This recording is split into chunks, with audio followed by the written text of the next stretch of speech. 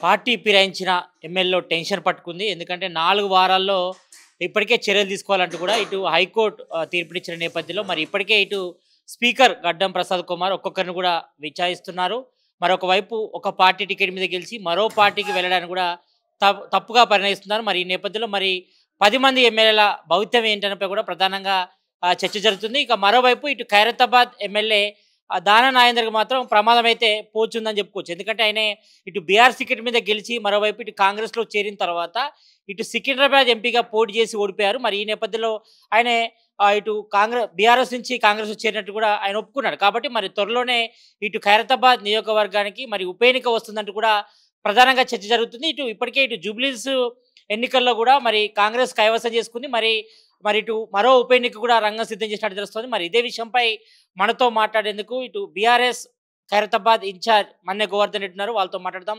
అన్న, త్వరలోనే ఇటు ఖైరతాబాద్ కూడా ఉప ఎన్నిక వస్తుందని చర్చ జరుగుతుంది.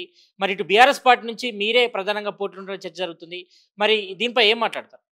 ఖచ్చితంగా అండి. కాంగ్రెస్ పార్టీలోకి మా బీఆర్ఎస్ పార్టీ ఎమ్మెల్యేలు దాదాపు 10 మంది పోయారు. 8 మంది ఆల్రెడీ లెటర్ ఇచ్చారు. ఏందంటే మేము బీఆర్ఎస్ పార్టీ నుంచి మారలేదు, కాంగ్రెస్ పార్టీకి రాలేదు, బీఆర్ఎస్ పార్టీలో ఉందని చెప్పేసి స్టోరీలు చెప్తుర్రు. ఇక మిగతా ఇద్దరు మాత్రం ఖచ్చితంగా ఒకాయన గాడియన్ శ్రీహరి గారు నేను ఏ పార్టీలో ఉన్నాను, ఆ పార్టీలో అని చెప్పేసి ఆహ్, క మాటలు చెప్తుండు. ఇక మా ఖైరతాబాద్ కాన్స్టిట్యూన్సీ ఎమ్మెల్యే గురించి మాట్లాడాలంటే ఎంత చెప్పినా తక్కువనే. ఆయన ఆల్రెడీ టీడీపీ 2004లో కాంగ్రెస్ నుంచి టీడీపీ పోయిండు. టీడీపీ నుంచి మళ్ళీ కాంగ్రెస్‌కొచ్చిండు. మళ్ళా 2018లో కాంగ్రెస్ నుంచి మా బీఆర్ఎస్‌కొచ్చిండు. బీఆర్ఎస్ నుంచి మళ్ళా కాంగ్రెస్ పోయిండు ఇప్పుడు 2023లో. సో, ఆయన ఏడ నిలకడగుండడు. ఎక్కడ అధికార పార్టీ ఉంటే అక్కడ పోతుంటాడు. ఆయన నైజం, ఆయన అవకాశవాది. ఆయన అంతేగాని ఏ ఏ కాన్స్టిట్యూన్సీ ప్రజల గురించి కానీ, తెలంగాణ ప్రజల గురించి మాత్రం ఏమీ గాదు. ఆయన స్వప్రయోజనం కొరకు, అవకాశం కొరకు వెళ్తుంటాడు. సరే ఒకటైతే. దానం నాగేంద్ర గారు ఎమ్మెల్యేగా మా బీఆర్ఎస్ పార్టీ బీఫామ్ మీద గెలిచి 6 నెలలు కాకముందుకే కాంగ్రెస్ పార్టీకి పోయిండు. కాంగ్రెస్ పార్టీ బీఫామ్ మీద ఎంపీగా పోటీ చేసిండు సికింద్రాబాద్ ఎంపీకి. సో, టెక్నికల్‌గా 100కి 100% దొరికిపోయిండు కాబట్టి ఖచ్చితంగా ఆయన డిస్‌క్వాలిఫై కావాల్సిందే. లేకపోతే ముందుగా రిజైన్ చేయాల్సిందే. ఆయన భయపడుతుండని చెప్పి మాకు అలా సమాచారం అందుతుందంటే మళ్ళీ ఎలక్షన్ పోవాలంటే భయపడుతున్నాను. ఎందుకంటే కాంగ్రెస్ పార్టీ చేసిన ఘనకార్యాలు ఉన్నాయి కదా! 6 గ్యారంటీలు అనుకోండి, లేకపోతే 420 హామీలు అనుకోండి, అవేవి ఇంప్లిమెంట్ కాలేదు కాబట్టి ఉచ్చబడుతుంది దానం నాగేందర్ గారికి. ఎందుకంటే పోటీ చేస్తే ఏమైతదో మళ్ళీ ఖచ్చితంగా ఓడిపోతానని పూర్తి నమ్మకం ఉంది కాబట్టే పోటీ చేయడానికి భయపడుతుండు. ఆయనకొద్దట ఎమ్మెల్సీ గాని మినిస్టర్ కావాలని చెప్పి చెప్పుకుంటుండు. అంటే ఎంత దిగజారి మాట్లాడుతుందో అర్థం చేసుకోవచ్చు. కాంగ్రెస్ అంత పెద్ద నాయకుడు అంటే ఆయన చెప్పుకుంటాడు పెద్ద నాయకుడిని. 5 సార్లు ఎమ్మెల్యే, 6 సార్లు ఎమ్మెల్యే నాకు దాన నాగేందర్ అంటే బ్రాండ్ హైదరాబాద్ అంటారు. అంత బ్రాండ్ ఉన్న ఆయన నాగేందరే భయపడుతుండు ఖైరతాబాద్‌లో పోటీ చేయడానికి అని చెప్పి ఈ సందర్భం మీకు తెలియజేస్తున్నాను. నాగేందర్ గారు దమ్ము, ధైర్యం ఉంటే నిజంగా రాజకీయ నాయకుడైతే నిజంగా ఆయనకి ఈడ బ్రాండ్ ఉంటే రాజీనామా చేసి ఖైరతాబాద్ కాన్స్టిట్యూన్సీలో కాంగ్రెస్ పార్టీ బీఫామ్ మీద పోటీ చేయి. నిజంగా నువ్వు గెలిస్తే మీకు దేనికైనా రెడీ. ఓపెన్ ఛాలెంజ్ చేస్తున్నాం. నీకు దమ్ము, ధైర్యం ఉంటే, నిజంగా రాజకీయ నాయకుడు ఉంటే, నిజంగా ప్రజల మీద నమ్మకం ఉంటే, నిజంగా విశ్వాసం ఉంటే ప్రజల మీతోటి రాజీనామా చేసి రా ఎలక్షన్‌కి పోదాం. నువ్వో నేనో గెలుద్దాం. లేతే బీఆర్ఎస్ పార్టీ కేసీఆర్ గారా లేకపోతే మేమా తెలిసిపోద్ది. రేవంత్ రెడ్డి గారు ఏ ఒక్క హామీ కూడా 6 గ్యారంటీలు గాని, 420 హామీలు ఇంప్లిమెంట్ చేయలేదు కాబట్టి రాష్ట్రంలోని ప్రజలు ముఖ్యంగా ఖైరతాబాద్ కాన్సర్న్ ప్రజలు కూడా చాలా కోపంగా ఉన్నారు కాంగ్రెస్ పార్టీ మీద. ముఖ్యంగా దానం నాగేంద్ర మీద ఎక్కడ అవకాశం ఉంటే అక్కడ పోతాడు కాబట్టి అవకాశవాది లాంటి దానం నాగేంద్ర లాంటి వాళ్లకు బుద్ధి చెప్పాలని తెలంగాణ వాదులు ముఖ్యంగా ఖైరతాబాద్ కాన్సర్న్ ప్రజలు కూడా సిద్ధంగా ఉన్నారు. ఎప్పుడు ఎలక్షన్ వచ్చినా నువ్వు రాజీనామా చేసి ఎలక్షన్‌కి వస్తే కర్రు కాల్చి వాత పెట్టడానికి సిద్ధంగా ఉన్నారని చెప్పి ఈ సందర్భంగా దానం నాగేంద్ర హెచ్చరిస్తున్నాం. ఇప్పుడు ఖైరతాబాద్ ఒకవేళ ఉప ఎన్నిక వస్తే ఇటు బీఆర్ఎస్ నుంచి ప్రధానంగా మీ పేరుతో పాటు ఇటు విష్ణువర్ధన్ రెడ్డి పేరు బలంగా అనిపిస్తుంది. మీకేమైనా స్పష్టమైన హామీ ఇచ్చారా కేసీఆర్ గాని, కేటీఆర్ గాని ఆయన స్పష్టమైన హామీ ఇచ్చారా? ఒకవేళ ఖైరతాబాద్ ఉప ఎన్నిక వస్తే మరి మీరు అభ్యర్థిగా ఉంటారా? లేదంటే విష్ణువర్ధన్ రెడ్డి పేరు కూడా వినిపిస్తుంది కదా! దయచేసి పేర్లు నేను ప్రస్తావించలేను గానీ, ఖచ్చితంగా అవకాశం 100కు 100% నాకొస్తది. కేసీఆర్ గారు ఆల్రెడీ 6 నెలల ముందే పిలిచి చెప్పడం జరిగింది. ఖైరతాబాద్ కాన్స్టిట్యూన్సీలో తొందరలో బై ఎలక్షన్ వస్తున్నాయి. దానా నాగేందర్ గారు టెక్నికల్ దొరికింది కాబట్టి 100% డిస్‌క్వాలిఫై అవుతాడు. లేకపోతే రాజీనామా చేస్తాడు. నువ్వు ఎలక్షన్ రెడీ ఉండని చెప్పి కేసీఆర్ సార్ చెప్పడం జరిగింది. ఈ మధ్య కాలంలో కేటీ రామారావు గారు కూడా పిలిచి చెప్పడం జరిగింది. ఎలక్షన్ రెడీగా ఉండవు అని చెప్పేసి.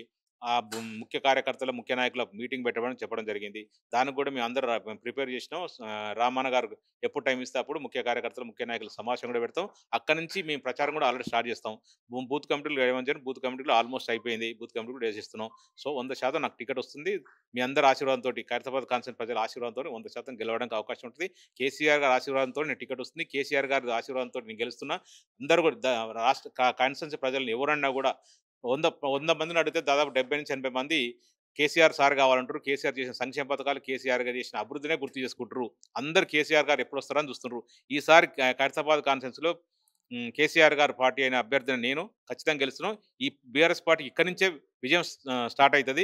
ఇక్కడి నుంచి ప్రతి విషయంలో ప్రతి ఎలక్షన్లో కూడా కేసీఆర్ పార్టీ బీఆర్ఎస్ పార్టీ గెలుస్తాడు. ఖచ్చితంగా రాబోయే రోజులలో కూడా 2028 ఎలక్షన్లో కూడా దాదాపు 80 నుంచి 100 సీట్లు గెలుస్తాయి. మూడోసారి ముఖ్యమంత్రి గారు కేసీఆర్ గారు ఖచ్చితంగా అవుతాడు.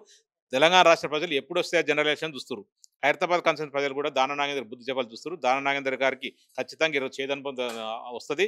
ఖచ్చితంగా బీఆర్ఎస్ పార్టీ అభ్యర్థి ఖైరతాబాద్ కాన్స్టిట్యూన్సీ బీఆర్ఎస్ పార్టీ అడ్డా, కేసీఆర్ గారు అడ్డా ఇది. అంటే తెలంగాణలో కాంగ్రెస్ గవర్నమెంట్ ఏర్పడి 2 సంవత్సరాలు అవుతుంది. ఈ 2 సంవత్సరాల్లో 2 ఉప ఎన్నికలు వచ్చినాయి. ఇటు కంటోన్మెంట్ ఒక ఉప ఎన్నికలో కూడా కాంగ్రెస్ గెలిచింది. తర్వాత మొన్న జూబ్లీస్ ఎన్నికల్లో కూడా కాంగ్రెస్ గెలిచింది. అంటే 2 సిట్టింగ్ సీట్లు కూడా మీరు కోల్పోయారు. ఒకవేళ ఖైరతాబాద్‌కు ఉప ఎన్నిక వస్తే కంపల్సరీ గెలుస్తామనే ధీమా అయితే వ్యక్తం చేస్తున్నారా? మీరు ఉందా? అంత సీన్ ఉందా? 100% అండి. కంటోన్మెంట్ ఎలక్షన్‌లల్ల దాదాపు 4,000 కోట్ల రూపాయలు అభివృద్ధి చేస్తా అని చెప్పేసి ఉట్టి ఉత్తమాటలు చెప్పేసి అక్కడ గెలవదండి. అప్పుడు పార్లమెంట్ ఎలక్షన్లు ఉన్నాయి కాబట్టి పార్లమెంట్ ఎలక్షన్‌లో పార్టీ మొత్తం పార్లమెంట్ ఎలక్షన్‌లో తిరుగుతుర్రు కాబట్టి దాని మీద ఫోకస్ పెట్టలేకపోయారు. అక్కడ ఖచ్చితంగా గెలుస్తామని నమ్మకం ఉండే. రేవంత్ రెడ్డి గారు దాదాపు ధనాన్ని ప్రవాహంలో ఇచ్చిండు. ప్లస్ అక్కడ 4,000 కోట్ల రూపాయలు అభివృద్ధి చేస్తుంటే ప్రజలు ఏమో ఆశాజీవులు కదా! ఈయన లంగమాటలు ఎన్ని ఉన్నాయి రేవంత్ రెడ్డి గారు 2,000 పెన్షన్ 4,000 ఇస్తా అని చెప్పేసి, 10,000 రైతు భరోసాని రైతు 15,000 ఇస్తా అని చెప్పి, రైతు రుణమాఫీ 2,00,000 రూపాయలు రుణమాఫీ చేస్తా అని చెప్పేసి, రైతు బీమా చేస్తా అని చెప్పి ఎన్ని అనేక హామీలు అమలు కాని హామీలు ఇచ్చిన సందర్భంగా రాష్ట్రంలోని ప్రజలు చాలా మంది ఆశపడ్డారు. ఎందుకంటే అందరూ పేదవారు కాబట్టి, పేదవారికి రూపాయి ఎక్కువిస్తంటే పెడతంటే ఆశ కాబట్టి కంపల్సరీ ఆయన నమ్మి మోసపూరితమైన మాట నమ్మి ఓట్లేసి గెలిపించారు. గెలిచిన తర్వాత రేవంత్ రెడ్డి 2 సంవత్సరాలు ఏం చేసిండో రాష్ట్ర ప్రజలకు అందరూ తెలుసు. మనం చెప్పాల్సిన అవసరం లేదు. చెప్పినా చెప్పకపోయినా రాష్ట్ర ప్రజలు స్వయంగా అనుభవిస్తారు, ఏడుస్తారు కూడా ఒక్కొక్కరు. కేసీఆర్ గారి పాలన 10 సంవత్సరాలు చాలా సంతోషంగా ఉండే. ప్రతి ఒక్క వర్గానికి సంబంధించిన ప్రజలందరూ చాలా హ్యాపీగా ఉండే. రియల్ ఎస్టేట్ చేసుకున్నవాడు, లేబర్ పని చేసుకున్నవాడు, ఇండస్ట్రియలిస్ట్ చేసుకున్నవాడు, వ్యాపారం చేసుకున్నవాడు, ప్రతి ఒక్కరు హ్యాపీగా ఉండే. కానీ ఈరోజు ప్రతి ఒక్కరు అన్ని వర్గాలకు సంబంధించిన ప్రజలంతా ఏడుస్తారు. సో అందరూ తెలుసు రాష్ట్రంలో రేవంత్ రెడ్డి పాలన ఒక ఐరన్ లెగ్ లాంటిది. రేవంత్ రెడ్డి గారి పాలన వల్ల అందరూ నష్టపోయిన అన్ని నష్టపోయిన చెప్పి రైతులతో కనీసం యూరియా బస్తా లేని పరిస్థితి, రైతులకు సమయానికి పెట్టుబడి ఇస్తలేని పరిస్థితి, కొన్న అన్ని వడ్లు కొంత అని చెప్పిండు. కానీ సన్న వడ్లు అని చెప్పిండు. మళ్ళీ సన్న వడ్లకు బోనస్ ఇస్తాను చెప్పిండు. ఆ సన్న వడ్లకు బోనస్ కూడా ఇచ్చే పరిస్థితి లేదు. ఇప్పుడు వచ్చింది కాటన్ సీజన్, ఇది కాటన్ కొనే పరిస్థితి లేదు. అసలు ఎన్ని రకాలుగా హింస పెట్టాలనో తెలంగాణ ప్రజలు అన్ని రకాలుగా హింస పెడుతున్నారు, ప్రజలకు తెలుసు. అందుకే ఎలక్షన్ ఎప్పుడు వచ్చినా కూడా తెలంగాణ రాష్ట్ర ప్రజలు బీఆర్ఎస్ పార్టీ ఓటేయడం జరిగింది. ముఖ్యంగా జూబ్లీహిల్స్ ఎలక్షన్ల గురించి మనం మాట్లాడుకుంటే 8వ తారీఖు వరకు బీఆర్ఎస్ పార్టీ గెలుస్తుందని అందరికీ తెలుసు. 8వ తారీఖు నుంచి రేవంత్ రెడ్డి గారు భయం పడుతుంది. ఖచ్చితంగా బీఆర్ఎస్ పార్టీ గెలుస్తుంది, నా సీటుకి ఎసరు పడుతుంది అంటే ఆయన సీఎం సీటుకి ఎసరు పడుతుందని చెప్పి భయపడి ఎంత రౌడీజం చేయాలనో, ఎన్ని బూత్ క్యాప్చర్ చేయాలనో, ఎన్ని రౌడీలను పెట్టి రిగ్గింగ్ చేసిండో, పోలీస్ వ్యవస్థను ఎట్లా వాడుకుండో, లేకపోతే ఎలక్షన్ కమిషన్ వ్యవస్థను ఎట్లా వాడుకుండో మనందరూ తెలిసిన విషయమే. సో అది ఒక ప్రజాస్వామ్యంలో ఆ ఎలక్షనే కాదు. ఓపెన్గా చెప్తున్నా, ఒక బీహార్ లాగానో, ఒక ఉత్తరప్రదేశ్ లాగానో, ఒక రాయలసీమ లాగానో ఎలక్షన్ చేసింది తప్ప ఒక ప్రజాస్వామ్యంలో తెలంగాణలో ఉమ్మడి రాష్ట్రంలో కూడా ఎప్పుడు కూడా అట్లాంటి ఎలక్షన్ జరగలేదు, అట్లాంటి జరగదు కూడా. అంత దారుణంగా ఆయన చావో రేవో అన్న పరిస్థితుల్లో ఎలక్షన్ చేసిండు. సో మాకు 100% దాదాపు 200 కోట్ల రూపాయలు ఖర్చు పెట్టినని చెప్తున్నారు. 200 కోట్ల రూపాయలు పెట్టి గెలుపు కాదు. ముఖ్యంగా ఖైరతాబాద్ మన జూబ్లీస్ కాన్స్టిట్యూన్సీలో కాంగ్రెస్ పార్టీకి ఎంత మైనస్ ఉందో నవీన్తో కొంత ప్లస్ ఉంది కాబట్టి బయటపడడం జరిగింది. నవీన్ ప్లస్ ఒకటి ధనదాహం ఒకటి, లేకపోతే ఎలక్షన్ కమిషన్, పోలీస్ వ్యవస్థను, రౌడీజాన్ని అసలు ఎట్లా అన్ని వ్యవస్థలను వాడుకొని గెలిచిండు. అది గెలిపే కాదు, అదొక మన ప్రజాస్వామ్యంలో మన అసలు ఆ 2000 ఈ నెల 11వ తారీఖున వచ్చిన గెలుపుని మన చీకటి రోజుగా గుర్తుంచుకోవచ్చు, బ్లాక్ డేగా మనం వర్తించుకోవచ్చు. అంటే జూబ్లీహిల్స్‌లో నవీన్ యాదవ్ గెలుపు అంటే ఎంఐఎంతోనే సాధ్యమైందా? లేకపోతే అది నవీన్ యాదవ్ క్రెడిటా? లేకపోతే కాంగ్రెస్ గెలుపా? లేకపోతే ఎంఐఎంతో పొత్తులో భాగంగానే గెలిచిందంటారా?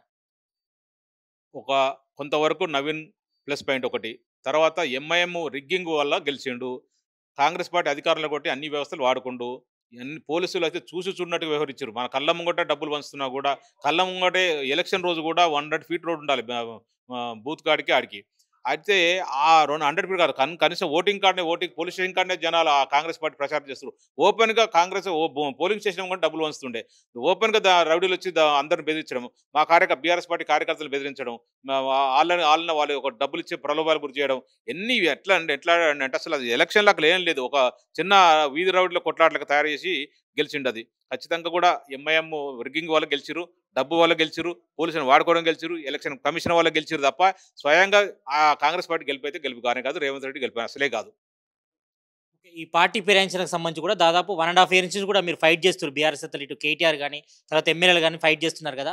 మరి 10కి 10 ఉప ఎన్నికలు వస్తాయనుకుంటున్నారా? మరి ప్రెజెంట్ ఓన్లీ ఖైరతాబాద్ లేకపోతే స్టేషన్ గన్పూర్ వరకు మాత్రమే పరిమితం అవుతదనుకుంటున్నారా? అన్న 100కు 100% 100కు 100% ఖైరతాబాద్ 100% టెక్నికల్ దొరికింది కాబట్టి 100% వస్తది.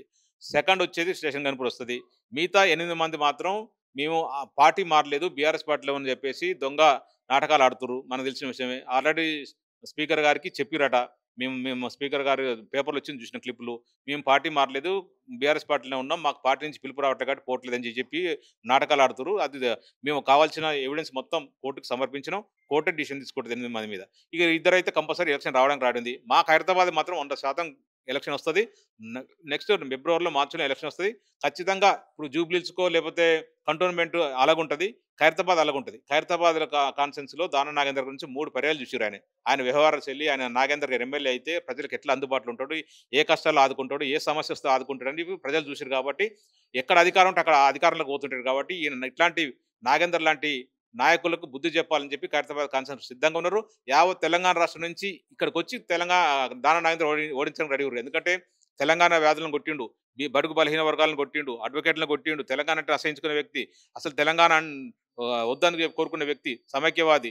సో ఆయన గురించి అందరూ తెలుసు కాబట్టి ఖచ్చితంగా బుద్ధి చెప్పడం సిద్ధంగా ఉంది. ఖైరతాబాద్ కాన్స్టిట్యున్సీ ఎలక్షన్కు లేదంటే ఆ 2 ఎలక్షన్స్‌కు డిఫరెంట్ ఉంటది. ఇక్కడ అబోవ్ మిడిల్ క్లాస్ ఉంటారు, మంచి చదువుకున్న వాళ్ళు ఉంటారు, స్లమ్ములు ఉంటాయి, కాలనీస్ ఉంటాయి, బస్తీలు అన్నీ ఉన్నాయి కాబట్టి అందరూ కూడా దానం నాగేందర్‌కి వ్యతిరేకంగా ఉన్నారు. ప్రజలు కాచుకున్నారు. పార్టీలకు అతీతంగా దానం నాగేందర్ ఓడగొడతారు. పార్టీలకు అతీతంగా ఖైరతాబాద్ కాన్స్టిట్యున్సీ నా అభ్యర్థిగా నాకు ఖచ్చితంగా ఓటేస్తారు.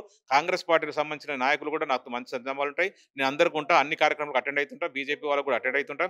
బీజేపీ వాళ్ళు, కాంగ్రెస్ వాళ్ళు, మాకు బీఆర్ఎస్ పార్టీ నాయకులు కష్టంతో అందరూ వాళ్ళ దయతోటి అందరి ఆశీర్వాదంతో గెలవడానికి 100% ఛాన్స్ ఉంది. ఖచ్చితంగా ఖైరతాబాద్ కాన్స్టిట్యున్సీలో బీఆర్ఎస్ పార్టీ గెలుపు స్టార్ట్ అవుతుంది. ఈ గెలుపు నుంచి ఖైరతాబాద్ కాన్స్టిట్యున్సీలో బీఆర్ఎస్ పార్టీ కేసీఆర్ అడ్డ కాబట్టి ఇక్కడి నుంచే విజయం స్టార్ట్ అవుతుంది. ఇక్కడి నుంచే మా బీఆర్ఎస్ పార్టీ తిరిగి లేకుండా ఉంటుంది గెలుపులో. ఈ పార్టీ ఫిరాయించిన నేతల భాగంగా ఇటు దానం నాగేందర్‌కి సంబంధించి కూడా మరి మీరు ముందే ఆయన రాజీనామా చేసి రమ్మంటున్నారా? లేకపోతే ఈ 4 వారాల విచారణ తర్వాత ఎట్లాగో స్పీకర్ డిస్‌క్వాలిఫై చేస్తారు. ఒకవేళ 6 సంవత్సరాలు మరి దూరం ఉండాల్సి ఉంటుంది ఎన్నికలు కాబట్టి ఆయన ముందస్తుగా ఎన్నికలకు వచ్చే అవకాశం ఉందంటారా? ఆయన చాలా తెలివి కలవాడు, చాలా భయస్తుడు కూడా. ఖచ్చితంగా డిస్‌క్వాలిఫై అయినాక 2 రోజుల ముందే, వారం రోజుల ముందే వాళ్ళకి ఇంటిమేషన్ గవర్నమెంట్ ఉండరు కాబట్టి, వ్యవస్థ తెలుస్తాయి కాబట్టి, స్పీకర్ ఆల్రెడీ స్పీకరే కాబట్టి చెప్తారు కాబట్టి ముందే రాజీనామా చేస్తారు ఒకటి.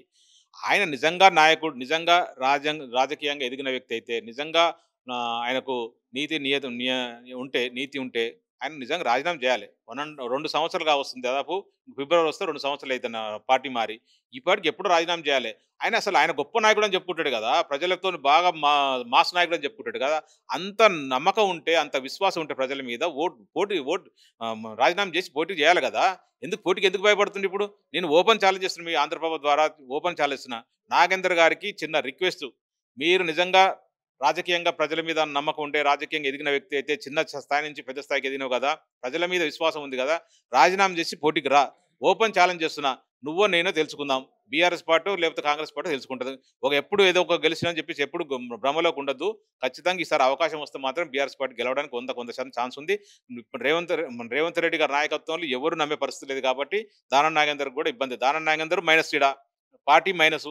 ఇక ఏమనంటే నమ్ముకుంటే డబ్బులతోనో లేకపోతే అధికార ప్రజలతో నమ్ముకుంటారేం. కానీ ఏదేమైనప్పటికీ కూడా ఖైరతాబాద్ కాన్స్టిట్యున్సీ ప్రజలు నువ్వు ఎన్ని లక్షలు కోట్లు ఖర్చు పెట్టినా, ఎంత ఇబ్బంది పెట్టినా, లేకపోతే ఎంత ప్రెజర్లు పెట్టినా కూడా బీఆర్ఎస్ పార్టీ ఓటేయడానికి సిద్ధంగా ఉన్నారు ప్రజలు. మొత్తానికైతే ఇటు ఖైరతాబాద్ కు త్వరలోనే ఉప ఎన్నిక వస్తుందని, మరి ఇటు కేసీఆర్ కూడా ఇటు ఖైరతాబాద్ ఎమ్మెల్యే అభ్యర్థిగా మరి తన పేరును కూడా గతంలోనే ప్రకటించారని చెప్తున్నారు. మరోవైపు ఇటు మరి ఒకవేళ ఎమ్మెల్యే దానం నాగేందర్కు మరి సవాల్ విసురుతున్నారు. మరి తను ముందస్తుగానే రాజీనామా చేసి వస్తే మరి ఎవరి సత్తా ఏంటో తెలుస్తుందని కూడా మరి బీఆర్ఎస్ ఖైరతాబాద్ ఇన్ఛార్జ్ మన్నె గోవర్ధన్ రెడ్డి చెప్తున్నారు. కెమెరామ్యాన్ శ్రీకాంత్తో సతీష్, ఆంధ్రప్రభ న్యూస్, తెలంగాణ భవన్ నుంచి.